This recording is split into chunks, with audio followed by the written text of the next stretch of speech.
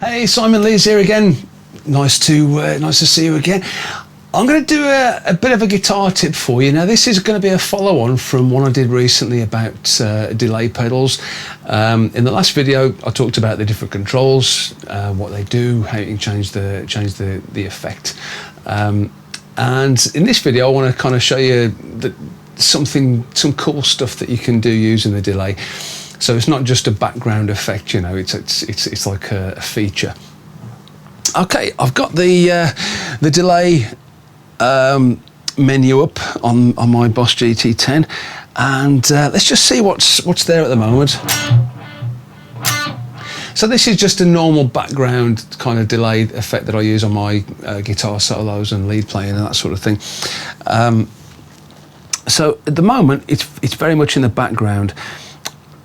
I want to make it more prominent, so instead of having the effect level at 64, I'm going to beef that up to 100. I'm also going to change the high cut to flat, because what I want to do, I want to have the echoes to have exactly the same character as the original note, you know. So okay, that's coming back a little bit louder than it went in, so I'm going to back it off to 90, see what that says.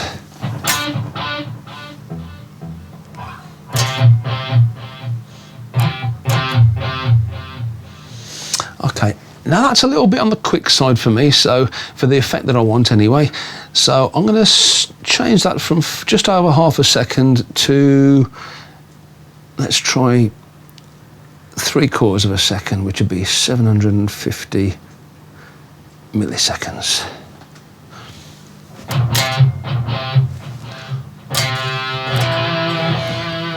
Cool. Now what I'm going to do, I mean, you got a taste of it then. I'm going to demonstrate how you can create a harmony effect using delay. I'm going to base this around a C chord, just a bog standard C chord, you know. So if I just play that.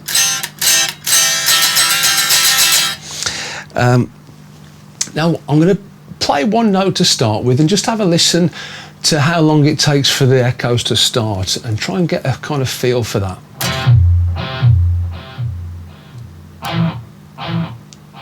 Okay, so what I'm going to do, I'm going to play every successive note to try and coincide with the echo of the previous one.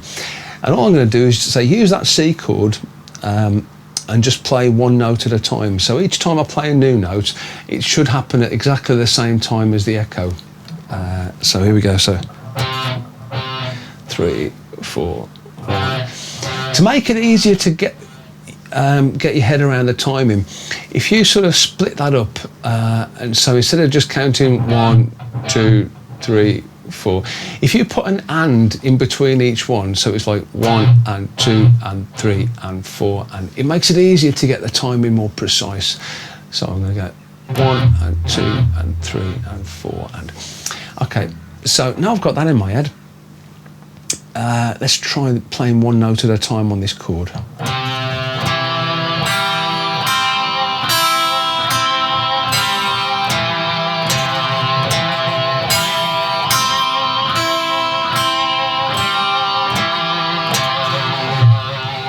It's nice if you give each note a bit of a wiggle. Obviously I couldn't do that on the G string, but if I move that up, if I take that whole C chord up 2 frets, that means I'll get rid of that open string then. So that open string will become the 2nd fret. So I'm going to go.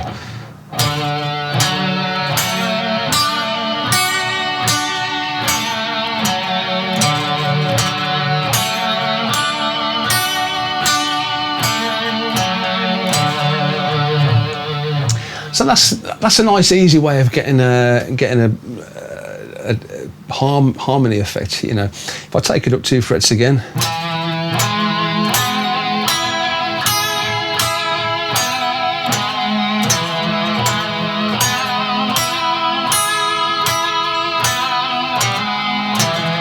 Yeah. Obviously, if you make a mistake like I just did, that mistake gets repeated, you know, so it can kind of, precision is important on this one. I'll try the same thing with the G chord.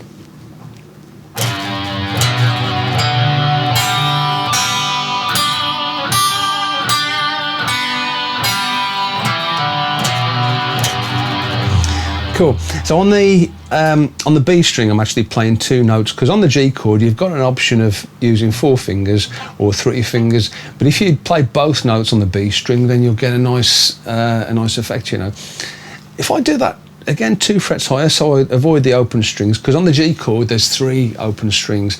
So you've got, you know, that's 3 missed opportunities for putting a vibrato on. So if I move it up 2 frets.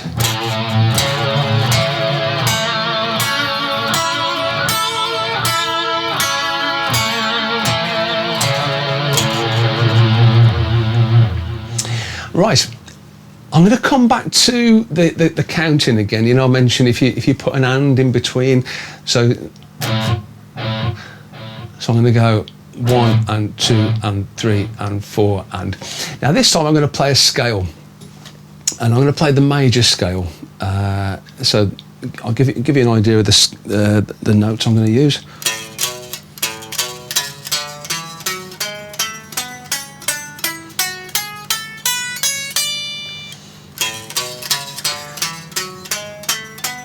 So I'm going to go right through the scale and just keep going until I run out of notes, basically. And I'm going to do this with the time is going to be the 1 and 2 and 3. So what's going to happen is when I play the 3rd note, that's going to be at the same time as the 1st note gets echoed, and that's going to give me a nice harmony sound. So yeah, so again, just get the timing. 2 and 3 and 4 and 1 and...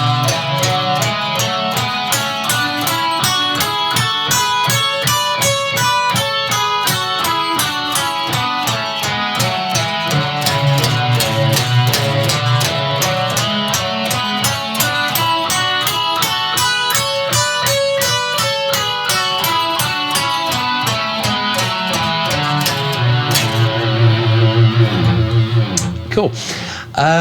Oh, something else I meant to mention a bit. If I backtrack to the one that I based around a chord, if I'm going to take that G chord again, you know I moved it up 2 frets before.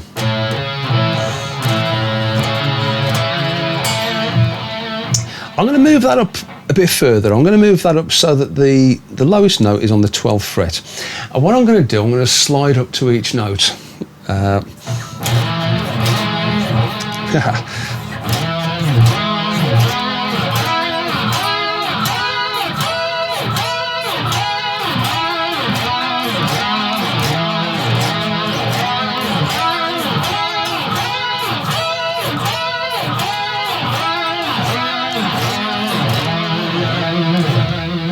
That gives the harmony much more character, you know. So it sounds like there's a load of blokes all kind of doing slides in synchronicity, you know. Cool. So that's basically how you can get that effect that Brian May gets on Brighton Rock. You know, that's sort of you know, it sounds like there's 10 of him playing at the same time.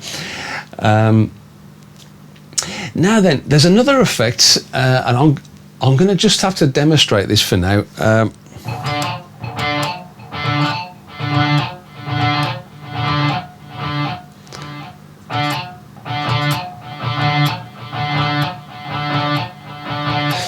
What I'm doing, I'm waiting for the echo, and then I'm picking the strings straight after the echo.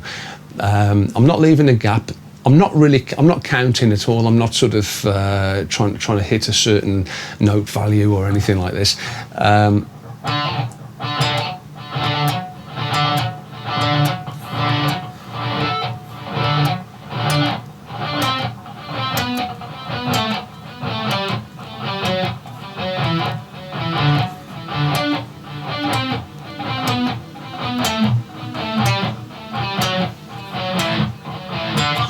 Now I was adjusting that. I was leaving it a little bit longer before I picked the next string, but you can see what happened there. Now what I'm going to do is I'm just going to turn the effect level up a little bit. I'm going to try 95 because I was losing it a little bit as I was going down.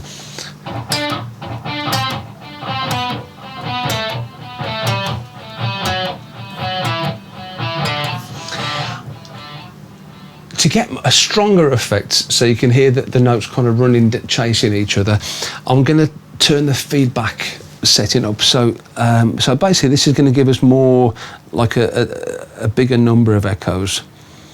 Just find the feedback setting. Oh, it's set to 30 at the moment. I'm going to put that to 60.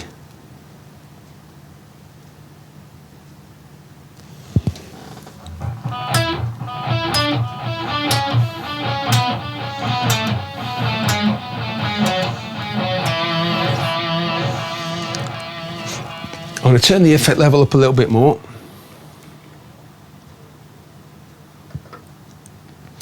Take that back up to 100. I might shorten it actually, because it's having that set to 3/4 of a second. It's sort of leaving it quite a long time between the notes. And part of the good thing about this effect is that you can, for very few notes that you're actually playing on the guitar, it sounds like you're playing loads, you know.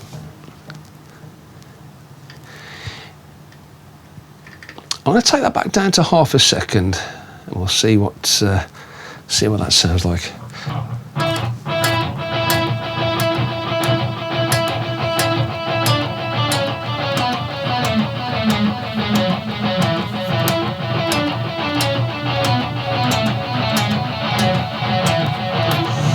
So try it on the higher notes. So.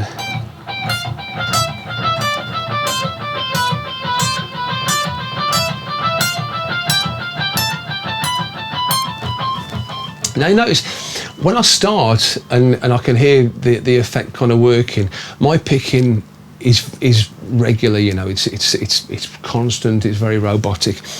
Now for the effect that I want to show you, that's still quite slow, so I'm going to drop that down to about, let's try 250, so I'm going to half it, so that's 1/4 of a second.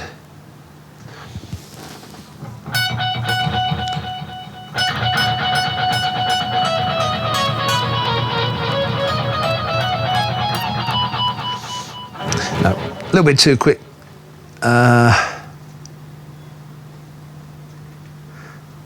Let's try 350.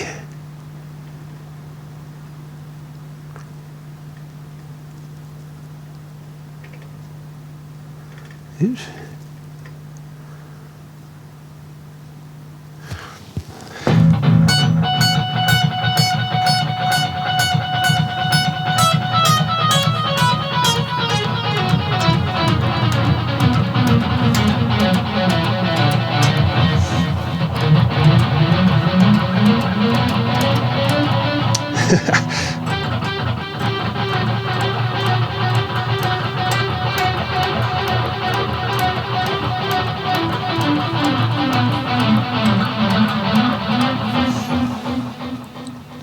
I'm going to turn the feedback down a little bit, try and get it a little bit less muddy.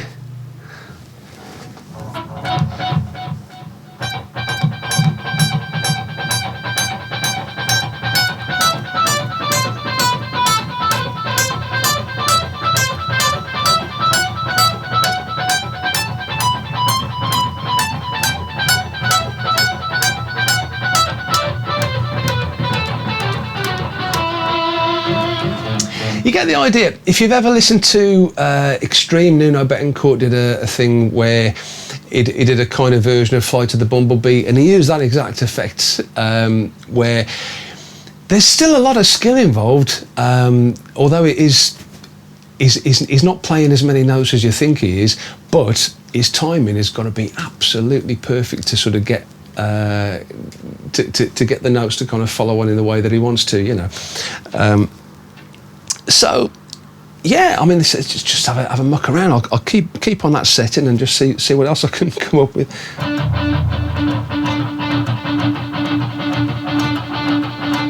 I'll turn that effect level up a little bit, just to try and make it a bit easier to sort of hear what I'm doing.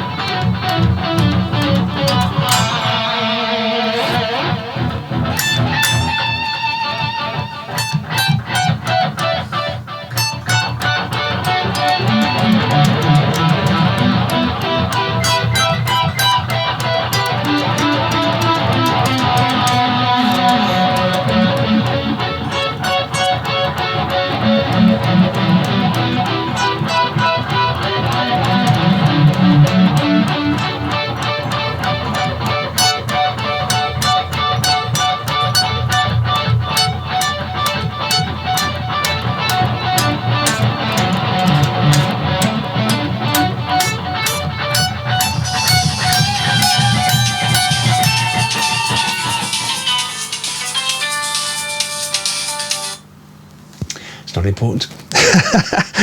So yeah, I mean, you can just muck about with this all day, and the trick is just change the timing of your picking to get the different effects. You know, if you're just picking.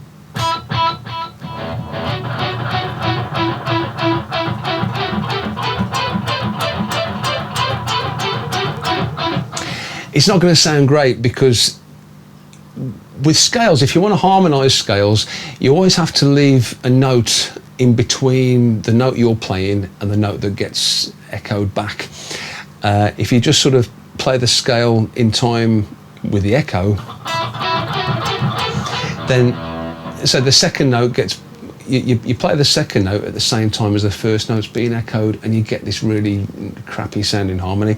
So if you're going to do it at that sort of speed, it's better to play an arpeggio where you're kind of missing every other note. So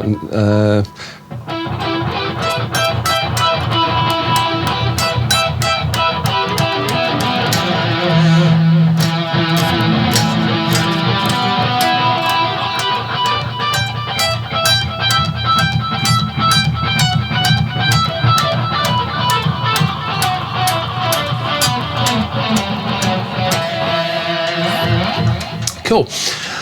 Hopefully that's given you some ideas.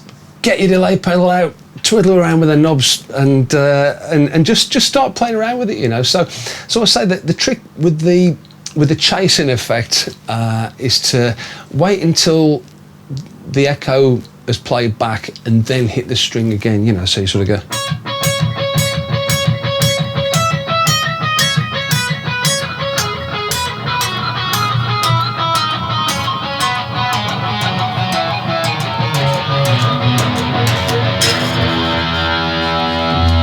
Sort of thing. So yeah, I'll leave it there for now. Thanks for watching again, and I'll see you on the next pro guitar tip.